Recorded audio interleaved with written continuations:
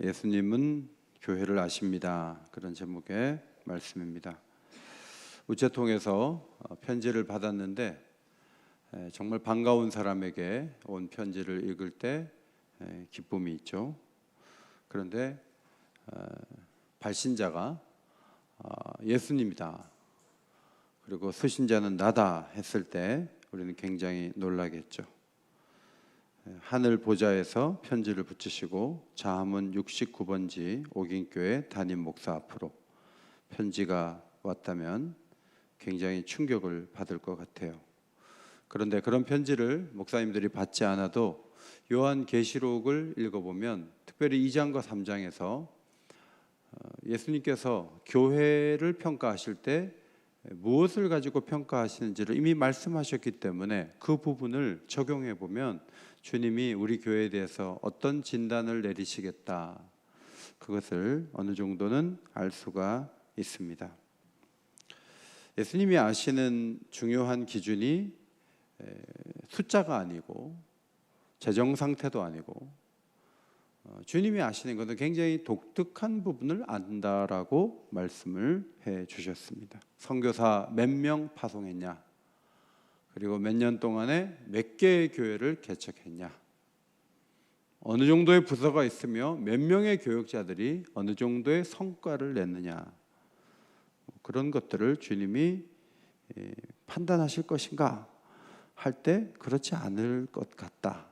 왜냐하면 소아시아 7교회에 주님이 아신다고 하는 내용은 그런 종류의 것이 전혀 아니에요. 우리가 사실 소홀하게 여길 수 있고 내면적인 것을 생각하는 그 부분인데, 예수님은 그 부분을 내가 안다, 이거 매우 중요하다는 거죠. 이거 어떻게 할 거냐라고 말씀을 하세요. 그래서 이것이 우리 교회 생활에도 매우 중요한 기준이라고 생각이 되는데, 7교회 모두 내가 아노니 할 때 그 내용이 다 다른데 그 부분을 오늘 좀 살펴보면서 기도의 제목을 삼고자 합니다. 2절을 보시면은 내 행위와 수고와 내 인내를 안다 했고, 3절에는 내가 참고 견디고 게으르지 아니한 것을 안다라고 말씀을 하셨습니다. 잘 견딘 세월에 대해서 알아주시는 거예요. 사실 우리는 꾸준히 뭔가를 하기가 쉽지가 않은 가운데 있습니다. 생각하지 못한 일도 일어날 수 있고 어려운 일도 갑자기 나타나고, 금요기도에 오는 것만 해도 한 2주는 나와줄만 하지만 한 달 이상 계속 나오는 게 쉽지가 않고, 이런저런 일들이 있기 때문에 꾸준히 하는 게 참 어려워요. 우리 교회는 역사가 74년이 지나갔는데 우리 교회의 장점 가운데 하나는 잘 참고 견디는 분들이 많아요. 코로나 3년, 4년 이렇게 지나가지만 그걸 잘 견디고 그래서 어떻게 됐다는 건데 하고 신앙생활을 잘하는 분들이 여러분 주변에 앉아 계신 분들이고, 오늘 또 온라인 예배를 드리며 기도에 동참하는 여러분들이죠. 이것이 교회의 장점이에요. 에베소 교회도 그런 분들이 있었던 거예요. 우리보다 훨씬 신앙생활하기 어려운 시대에 이제 그만해야 되겠다, 이런 생각을 하고 말을 하기가 쉬운 상황에서 절대로 그만두지 않는, 하나님을 위해서 뭔가 인내를 가지고 움직인, 잘 참은 사람들이 많이 있었던 것입니다. 예수님 그것을 알고 계셨어요. 예수님은 순교자들이 갖고 있던 2가지 특징을 요한계시록 13장 10절에서 인내와 믿음이라고 말씀해 주셨습니다. 순교자들에게 2가지가 있었다는 거예요. 하나는 인내, 또 하나는 믿음이라고 하셨어요. 은사가 있어야죠. 은사가 중요해요. 열심도 중요해요. 그러나 인내하지 않으면 아무것도 얻지를 못해요. 그것이 매우 중요해요. 교회를 인내하면서 잘 다녀야 돼요. 학교도 인내하면서 학교 생활을 잘하고, 결혼도 인내하면서 살아야 돼요.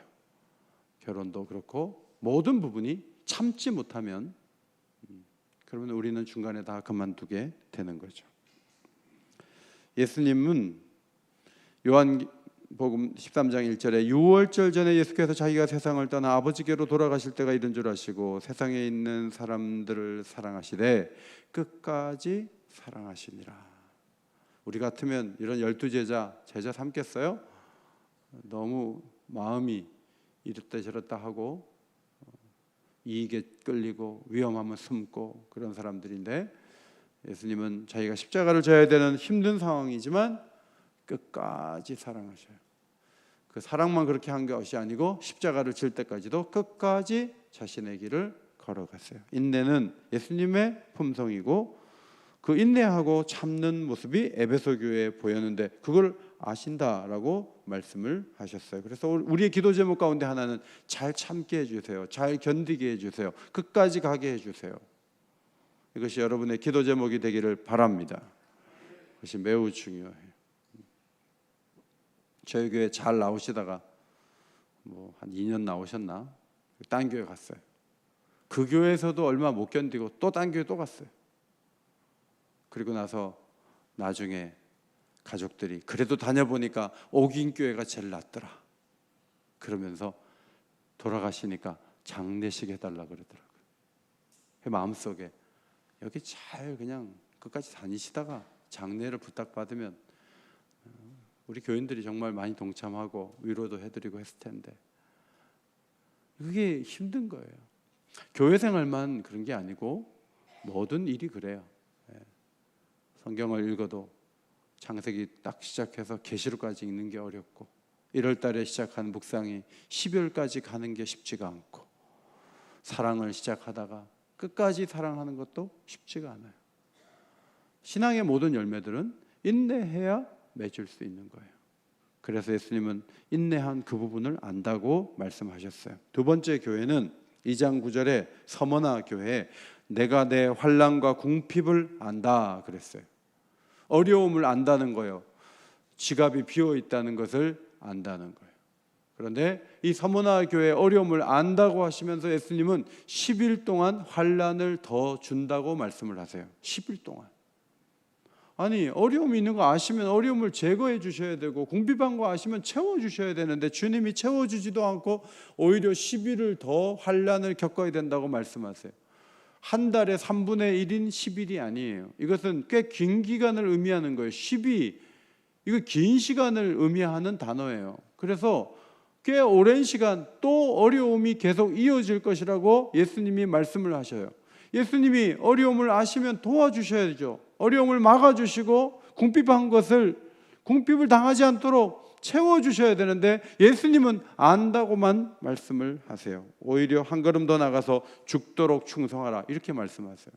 굉장히 섭섭한 말씀이에요. 우리도 어려울 때가 있어요. 그때 초점을 어려움을 해결해 주세요 이렇게만 기도하면 속상해요. 우리 주님이 능력이 있기 때문에 모든 어려움을 해결해 줄 수 있어요. 그런데 예수님이 안 도와주셔요. 그때 우리는 무슨 생각을 해야 되냐면 안 도와주시는구나. 능력이 있는데도 안 도와주시는구나. 자, 여러분이 너무 돈이 필요해서 너무 큰 부잣집 친척집에 갔는데 그 친척집에서 전혀 도와주지 않고 그냥 이렇게 바라만 보면 얼마나 속상하겠어요. 친척집이 아니고 하나님이 모든 것을 가지신 분이 도와줄 수도 있는 분이. 그런데 환난과 궁핍을 안다 그랬죠. 알면 뭐해? 도와줘야지. 그러면 안 돼요. 아시는 것 자체가 위로예요. 알기만 하는 것 같지만요, 아시면서 궁리하시고요, 아시기 때문에 뭔가를 하실 계획을 세울 수 있는 분이에요. 구체적으로 말을 안 해서 그렇지 알면서, 주님이 알면 가만히 있지는 않으세요. 그러나 당장 개입해서 도와주지 않을 때가 참 많아요. 욥만 해도 친구와 대화가 끝날 때까지 주님은 아무 일도 하지 않으셨어요. 그냥 그 대화를 듣고 계셨어요. 우리가 병을 앓거나 우리가 문제를 앓을 때 어떤 사람은 3년씩 고생하고 어떤 사람은 10년인데 그 어려움이 끝도 안 나요. 그럼 기도 안 했겠어요? 기도했죠. 그런데 주님이 그 어려움을 몰랐냐? 아니요. 기도할 때 이걸 생각하셔야 돼요. 알고 계신다는 것을 기억해야 돼요. 다 아시죠. 어려운 것도 아시고. 여러분, 부모가 자식이 이제 출가를 해가지고 독립을 선언하고 앞으로 나가요. 이렇게 보니까 어려워. 그러면 바로 돈을 줍니까? 철없는 부모는 그렇게 할 수 있어요. 미리 막 가서 막 어렵기 전에 돈을 막 주면서 이렇게 해라! 이러고. 근데 그러면 안 돼요. 부모도요, 돈이 없어서가 아니라 근육이 생길 때까지 막 고민도 하고 막 그래. 그렇게 키워야 돼요. 자부가 이제 배가 이렇게 나오니까 유모차 산다 그랬는데 우리 돈 안 줘요. 안 주고 가만히 있어요. 사든지 말든지 가만히 있어요. 그랬더니 얼마 전에 전화가 왔어요. 당근에서 사기로 했다고. 그래서 우리가 잘했다고. 당근에서 사시라고. 철없이 부모가 준 돈 가지고 200만 원짜리 유모차 끌고 다니면 그러면 그 인생 망가지는 거예요. 부모가 앞서가지고 막 주고 막 그렇게 하는 게 아니에요. 보는 거예요. 지금 우리 복음의 숲 교회도 막 일꾼이 필요한 게 있어요. 우리 교회 교인들 막 보내주면 돼. 필요한 거 다 보내줄 수 있어요. 그러나 하나님께 직접 기도하라는 거예요. 여기까지는 도와줄 수 있지만 그 다음은 하 목사님이 기도하고 성도들과 함께 앞으로 나가는 힘을 키워야 돼요. 하나님께 기도하는 것보다 이은호 목사님한테 전화하는 게 훨씬 빠르다고 판단하는 순간 그 목회는 어려워지는 거예요. 그래서 제가 이런저런 얘기 들었지만 제가 하 목사님 보고 주님께 말씀하세요. 주님께 기도하세요. 어려움을 주님께 맡겨야 돼요. 문제를 해결하려고 거기만 초점을 모으면 누구나 지치고 낙심하죠. 1940년부터 45년 요 사이에 목사님들이 많이 뒷걸음질 치고 신사참배하고 그 신앙의 절개를 보이던 분들이 하나님이 이렇게 기도하는데 일본이 망하지 않는다. 일본이 너무 잘 나간다. 그래갖고 막 변절자들이 막 생겼어요. 근데 그 목회자들과 그 신앙인들이 왜 뒷부분 가서 그렇게 했냐면 도와주시는 데만 초점을 모은 거예요. 아니요. 안 도와주셔도 주님은 알고 계시죠? 저는 주님이 알고 계신 걸 알고 있어요. 이걸 가지고 버텨야 되거든요. 그것이 매우 중요한 거예요. 주님은 우리의 아픔을 다 아세요. 주님은 우리의 가난을 다 아세요. 주님은 우리가 질병으로 고생하는 것도 아세요. 우리의 관계가 아픈 것도 아세요. 남북이 분단되어 있는 것도 아세요. 중요한 것은 주님이 아신다는 것을 우리가 알고 주님을 기다리는 거예요. 그것이 매우 중요해요. 그 자체가 위로일 수 있고 그 자체가 버티는 힘이 될 수 있어요. 그 다음에 버가모 교회는 13절에 내가 어디에 사는지를 내가 안다. 그 어디를 사냐면 사탄의 권세가 있는 곳에 살고 사탄이 사는 곳에서 죽임을 당하는 성도들이 있는 곳에 교회가 있는 걸 알고 있다. 이렇게 말씀하셨어요. 버가모 교회는 너무 상황이 어려웠어요. 너무나 무시 못할 압박이 있고 열매 맺기 힘든 지역에 있었던 것이죠. 주님은 너희들이 그 어렵고 힘든 중에 교회를 이루고 그 교회가 무너지지 않고 버티고 있는 거 내가 안다. 주님이 말씀해 주셨어요. 미국 유타주의 어느 도시에 가니까 그 중심부의 마릴 성도 예수 그리스도의 교회가 막 우리로 보면 한 5,000명씩 모일 수 있는 교회들 막 있어요. 우리가 찾아간 그 침례교회는 변두리에 있었어요. 교인도 한 50명도 안 되는 것 같아요. 아주 작은 교회예요. 여러분 거기서 그분들이 그 몰몬 교도들이 많은 그 도시에 있으면서 거기에 시의원, 거기 국회의원, 거기서 일하는 관공서에서 일하는 대부분의 사람들이 몰몬교 교도들이에요. 그 상황에서 미국이 자유가 있는 곳이지만 그렇게 어려운 곳에서 교회를 이루고 교회가 성장하고 교회가 전도하고 얼마나 힘들까요? 주님은 그런 형편의 교회가 있는 걸 아시죠? 제가 오늘 아침에 충청남도 금산에 있는 목사님하고 아침을 같이 먹었어요. 수련회 갔다가 아침을 같이 먹는데 그 금산에 신성면이라고 있대요. 신성면에 2단 정명석의 본거지가 있대요. 그런데 젊은 사람들이 전도를 받아갖고 신성면으로 이사를 와가지고 거기 한 초등학교는 대부분의 그 학부모들이 JMS 정명석을 따르는 이단들이래요. 거기에 교회를 다니는 애들이 한두 명 섞여 있으면 걔네들을 완전히 왕따시키면서 다 이단들이니까 신성면에 사는 기독교인들은 너무너무 힘든 상황에서 신앙생활을 한다는 얘기를 들었어요. 주님은 신성면에서 신앙생활을 하는 교인들의 아픔을 아시죠. 불교 지역이 강한, 불교 세력이 강한 지역, 거기에 교회가 세워져요. 여러분 매우 힘들어요. 교회가, 불교도들도 보통이 아니에요. 그들의 어떤 그 불신앙의 힘을 꺾고 앞으로 나가는 게 너무너무 힘든데 주님은 그 환경을 아시는 거죠. 평생 한두 명 세례 주기도 힘든 무슬림들과 함께 어우러져 살아가는 선교사들이 있어요. 그때 주님이 나는 네가 몇 명 세례 줬는지를 아노니 이렇게 말씀하지 않으세요. 나는 네가 얼마나 어려운 지역에서 선교하고 있는지를 아노니 그렇게 말씀하신다는 거예요. 그러므로 객관적으로 몇 명 이것만 갖고 말할 수는 없는 것이다. 그런 말씀이죠. 외국에 나가 있는 한국인들이 참 많아요. 그들이 외국인으로서 살아가면서 얼마나 많은 아픔과 고뇌를 겪었을까요? 주님은 그것을 잘 알고 계시죠. 지역 개발이 돼가지고 막 갑자기 부흥이, 우리도 뭐 청와대가 개방 좀 해서 다 본 다음에 그 다음 저기다 아파트를 한 만 세대를 지어버려. 그럼 내가 생각하기에 우리 교회 최소한 200명은 와요. 자기 발로 걸어올 거예요. 가까우니까. 그렇게 해서 부흥이 될 수도 있어요. 그러나 많은 경우 있었던 아파트도 무너지고 주민이 많이 줄어가는데 금산군도 뭐 10만 명이었다가 지금 6만 명밖에 안 된대요. 인구가 4만 명이 줄었어요.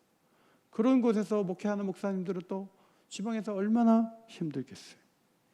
중요한 것은 성과를 보자 이렇게 손을 내미시는 게 아니라 네가 어디서 사역하고 어떤 상황에서 교회를 섬기고 어떻게 해서 이 공동체가 여기에 서 있는지 그거를 주님이 아신다고 말씀해 주시는 거예요.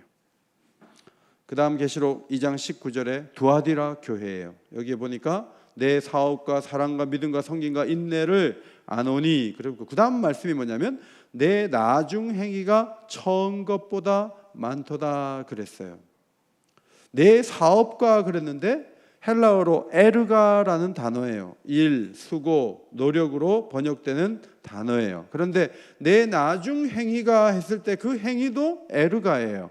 너의 수고가 처음보다 나중이 더 크다라고 주님이 말씀을 하시는 거예요. 그래서 주님이 뭘 보시냐 하면 처음에 잘하는 걸 보시다가 끝까지 잘하시는가를 보고 그 수고와 땀 흘림이 점점 더 강화되고 있는가를 보는 거예요. 이것이 매우 중요해요. 처음에는 열심히 하죠. 누구나 처음에는 최선을 다해요. 그러나 시간이 흐르면서 나중 행위가 처음 것보다 많은지 줄어드는지를 보고 있어요. 자, 권사님을 세웠어요. 안수 집사님 세웠어요. 처음 행위가 끝내줘요. 너무 열심히 해요. 첫 해는 그래요. 권사님 15년 잘 안 해요. 지쳤어요. 천국 가는데 아무 지장이 없어요. 안 해도 되는 걸로 생각해요. 보통 봉사자들이 처음 행위가 나중 행위보다 더 커요. 그러나 예수님은 처음 행위가 나중 행위보다 작고 나중 행위가 처음 행위보다 크기를 기대하시고 그가 땀 흘리고 노력하는 것을 보신다, 그런 말씀이에요. 많이 뿌리면 많이 거두는 거예요. 많이 거둘 마음이 있는 사람만이 많이 심어요. 우리 주님은 우리가 주님께 가까이 오려는 마음으로 성경을 읽고 기도하고 주님 앞에 신실하게 하는지를 보고 계시는데, 우리가 기뻐하시는 일을 어느 정도 감당하려고 하는지 그거를 지켜보고 계신다, 그런 말씀이에요.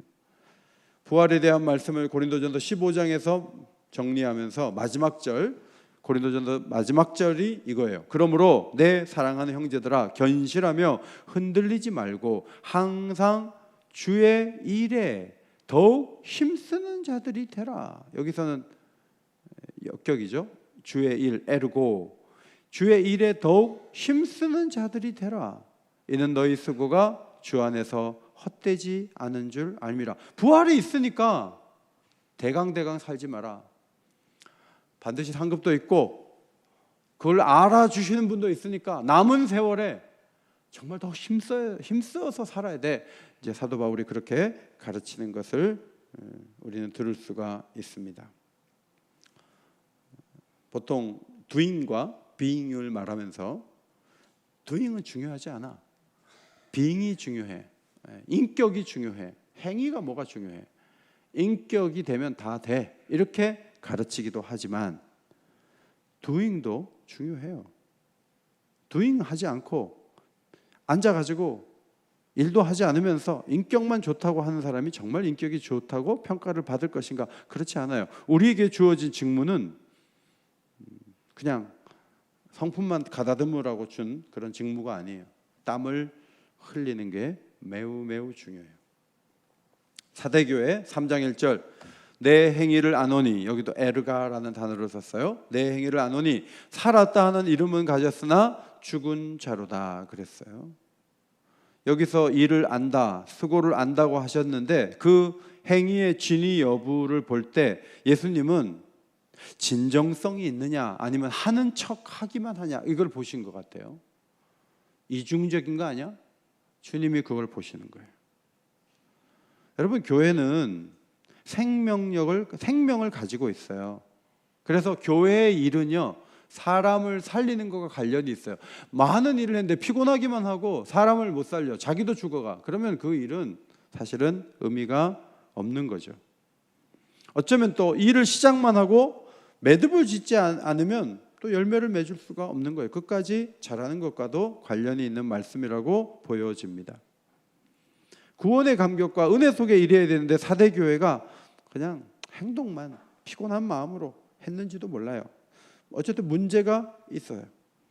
사람들이 보기에 사대교회는 괜찮은 교회였을 수 있어요. 그러나 주님이 보시기에는 이 교회가 죽어가고 있는데, 다 눈 뜨고 움직여야 되는데 눈 감고 누워있는 교회의 모습이었을지도 몰라요. 그래서 주님이 정신을 차리고 일어나라고 말씀을 하고 있는 것이죠. 끝까지 잘해야 돼요. 제가 몇 번 말씀드렸지만 파주에 가면 아울렛이 있는데 아울렛 뒤에 아파트 같은 거 짓다가 말았어요. 저 가서 볼 때마다 저거 시멘트도 많이 들이고 철근도 많이 들어갔을 텐데 철거도 안 하고 저렇게 그냥 흉물스럽게 있구나. 잎은 무성한데 열매가 없는 나무처럼 될 수도 있어요. 찬양 가서는 막 기쁨을 노래하는데 마음에는 전혀 감격 없이 부를 수도 있어요. 주님이 우리를 진단하실 때 진정성이 있다, 생명이 있다, 이렇게 말씀하실 정도의 모습으로 움직이는 것이 매우 중요하죠. 기독교 신앙은 죽은 예수님이 살아난 종교, 기적을 믿는 종교이고 나사로처럼 죽은 지 나흘이 된 사람도 살려내는 종교예요. 에스겔 37장에 생기야 사방에서부터 와서 이 죽음을 당한 자에게 불어서 살아나게 하라 하셨다 하라. 이에 내가 그 명령대로 되어나였더니 생기가 그들에게 들어가매 그들이 곧 살아나서 일어나 섰는데 극히 큰 군대더라 그랬어요. 여러분, 여기 극히 큰 군대가, 지난번에 강사님이 한번 오셔서 이게 교회에 대한 말씀이다 그렇게 적용해 주셨죠. 길성호 목사님 오셔서 성령이 교회를 살리시는 거죠. 사실 이스라엘 민족이 죽어가다가 애굽에서 살아나왔고 바벨론에서 죽어가다가 다시 회복해서 자리로 돌아왔지만 헤롯의 치하에 있고 로마에 무너져요. 바리새인들의 이중성에 또 희망이 없어져 버렸어요. 그런데 하나님께서 영광스러운 교회를 세우셨어요. 사도 바울은 에베소서 1장 23절에서 교회는 만물 안에서 만물을 충만하게 하시는 이의 충만함이니라. 교회는 하나님의 권능과 위엄과 거룩과 지혜로 만물을 충만케 하는 힘을 갖고 있는 거죠. 그래서 왜 이렇게 교회가 많아? 그러면 안 돼요. 교회가 지역 사회를 살리고 그 지역민들을 살리고 사회를 살리고 나라를 살리는 거예요. 그래서 주님이 교회를 세우신 거예요. 제가 수련회를 인천에서 했거든요. 아침에 아침 먹고 그 가까이에 차이나타운이 있더라고요. 그래서 어제 너무 차이나타운을 밤에 봤는데 그 광경이 특별해가지고 제가 한 번 더 가보려고 이렇게 가다가 어느 박물관에 잠깐 들어갔는데 놀라운 사실은 인천에 그 아주 소중한 교회들이 있더라고요. 100년 이상 교회들. 그 중에 인천 내리교회라고 있더라고요. 그래서 제가 중국집은 그만 보고 내가 이 내리교회를 한번 가봐야 되겠다. 그래가지고 이 내리교회를 찾아갔어요. 한 1km를 걸어서 내리교회를 가봤어요. 거기 1층에 사진이 쭉 걸려 있어요. 김재영 전도사, 백헬렌 전도부인, 김기범 목사의 부인, 이 3명의 그 여인들이 있더라고요. 이 부부들이 힘을 합쳐서 44개의 교회를 세웠다는 거예요. 인천에만 세운 것이 아니고 여러 지역에. 그런데 이들은 복음 전도와 함께 이런 감리교인데 생각과 언어와 행위를 성결케 하는 성화운동, 개인적 성화를 사회적 성화로 확대시키는 교육, 가난하고 소외된 이들을 돕는 박애운동, 이것으로 지역사회를 새롭게 하는 일에 열심히 가르쳤다는 거예요. 그리고 교회는 움직였고 부흥했다는 거예요. 그러니까 내가 인천을 좀 그렇게 저는 뭐 그렇게 크게 안 봤는데 오늘 아침에 인천을 쭉 그거 보면서 여기 100여 년 전에 하나님이 교회를 세우셔서 정말 많은 일을 하셨구나. 선교사들이 막 그리로 들어오자마자 막 거기서 하나님이 놀랍게 써주셔서 그냥 큰 교회들이 그 주변에 얼마나 많은지 몰라요. 오는데 뭐 엄청나게 큰 교회들이 막 서 있고 감동을 받았어요. 그냥 모여갖고 예배만 드리는 게 아니에요. 개인적 성화가 사회적 성화가 될 수 있도록 그렇게 움직이기 위해서 애쓴 성도들이 있어요. 그들이 이 사회를 바꾸고 가정을 바꾸고 술을 끊고 하나님의 역사를 위해 앞으로 달려갔던 위대한 역사가 우리 한국교회에 있는 거예요. 이것은 하나님의 큰 축복인 줄 믿습니다. 하나님의 큰 사랑이에요.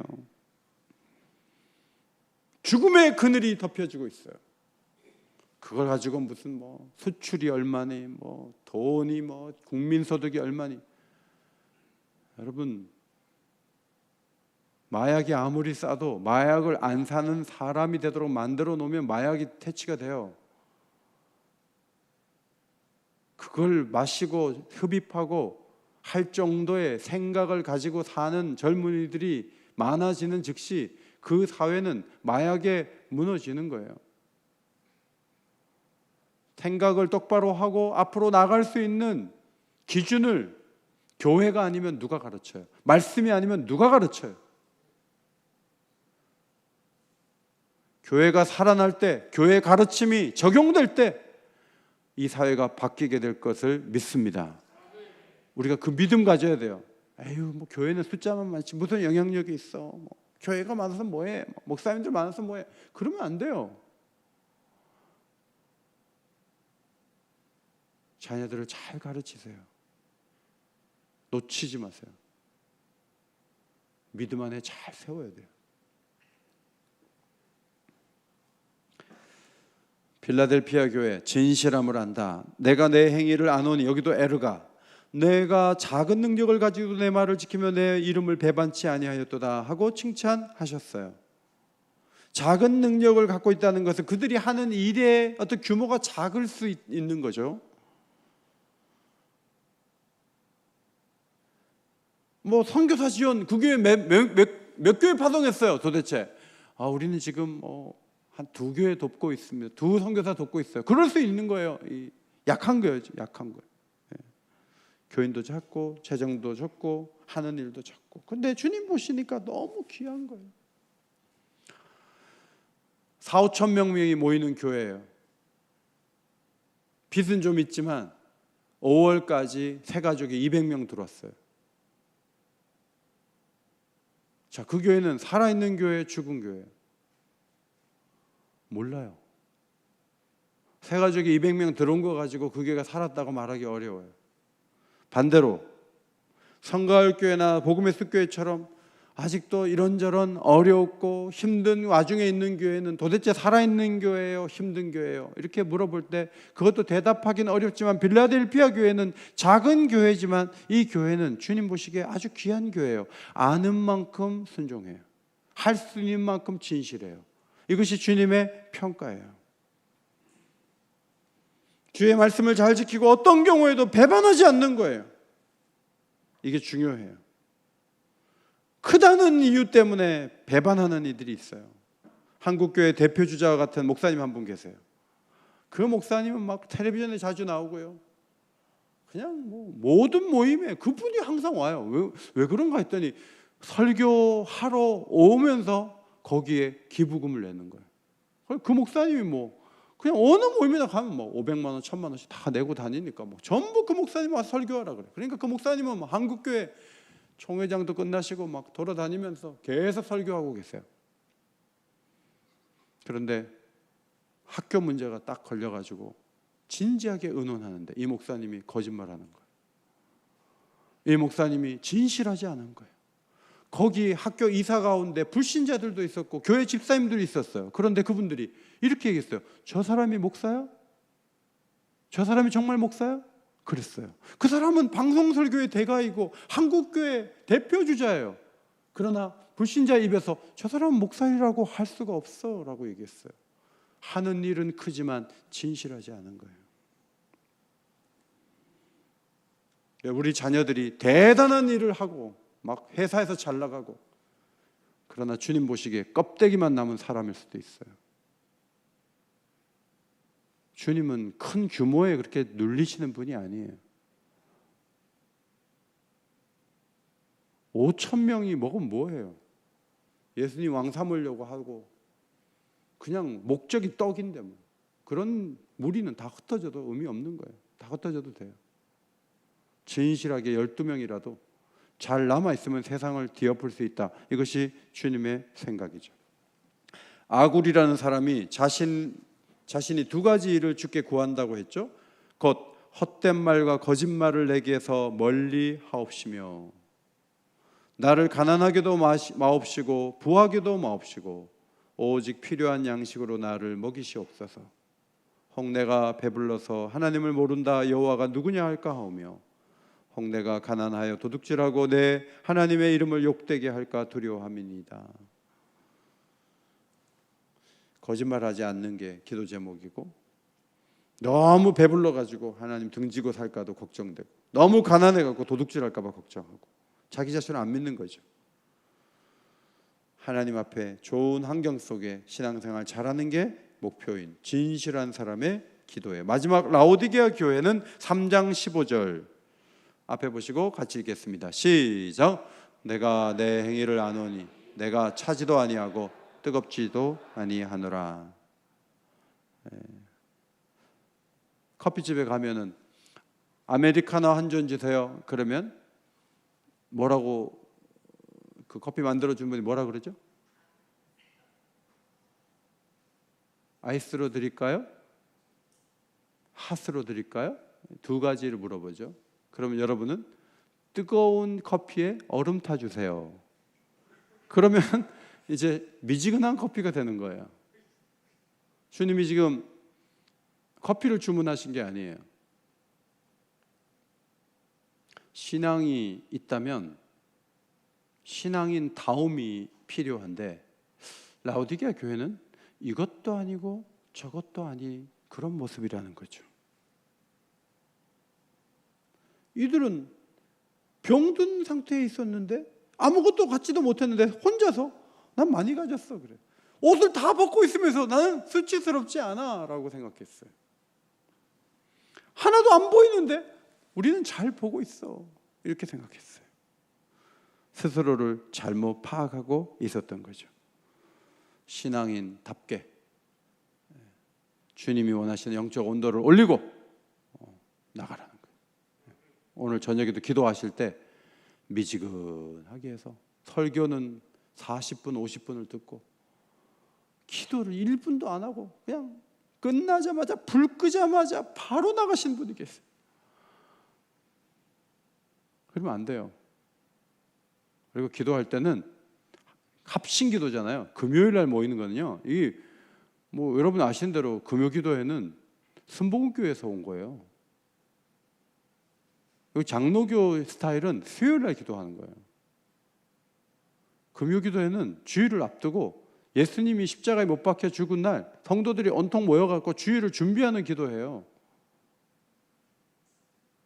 뜨거운 기도회예요. 난 장로교인이니까 체면을 차리고 조용히 그리고 한 3분 기도하고 나가면 그건 뜨겁지도 차갑지도 않은 거예요. 모든 일에 열정을 가지시기를 바랍니다. 하는 일을 좀 뜨겁게 해야 돼요. 뜨겁게. 이화성 목사님이 뜨겁게 사랑하니까 결혼하더라고요. 뜨겁게. 인생을 다 줄 것처럼 해야 올까 말까인데 항상 꺄우뚱하면 누가 오겠어요? 교회 생활도 마찬가지예요. 신앙생활을 잘 하셔야 돼요. 여러분 옆에서 볼 때 야 정말 교회 열심이다. 정말 뭐 누군가 있나 보다. 그 필요해요. 제 친구들이 토요일 날 저한테 전화 안 해요. 그리고 뭐 모임 있으면 뭐 설교 준비할 텐데 너무너무 미안하다 이러면서. 그러니까 내 친구들이 오랜 시간 동안 그렇게 학습이 된 거예요. 근데 제가 막 그냥 자꾸 뭐 친구들하고 뭐 막 그러면은 친구들이 주일날도 불러내요. 3부 예배 시간에 제가 안 나타날 수도 있어요. 어디 가버렸어.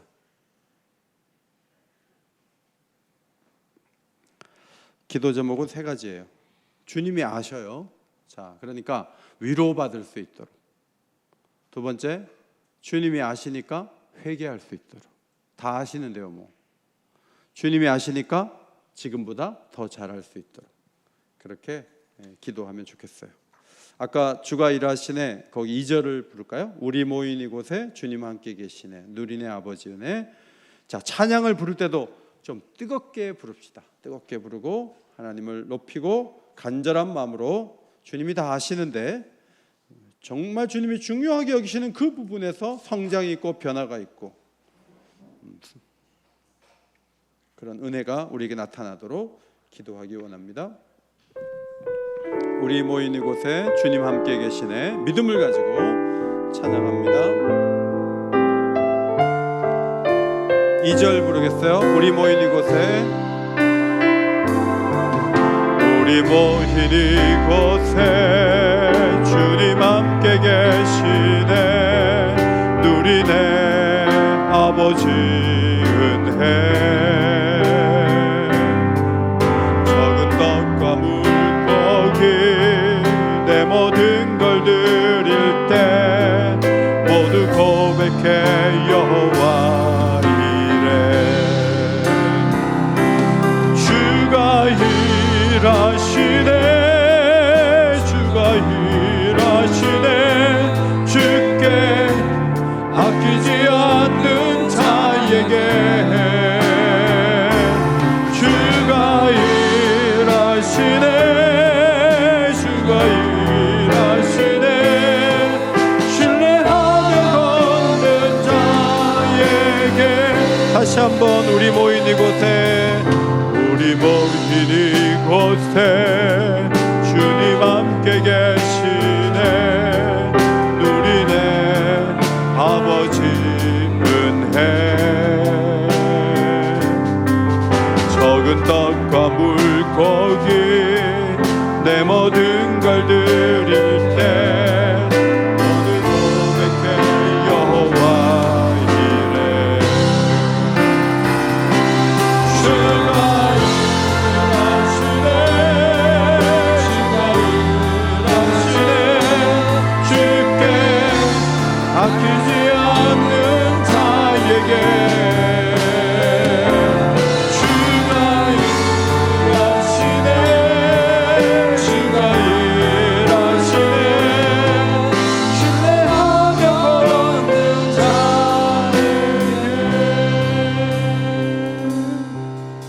가지 기도 제목. 주님 아시니 위로받고 일어설 수 있도록. 주님 다 아시는데 회개하지 아니하면 변화가 없어요. 회개할 바를 회개할 수 있도록 주님이 아시니 더 열심히, 더 아름답게, 더 진실하게 잘할 수 있도록 세 가지 기도 제목 놓고 합심해서 기도하시겠습니다. 기도드리겠습니다. 하나님 아버지 감사합니다.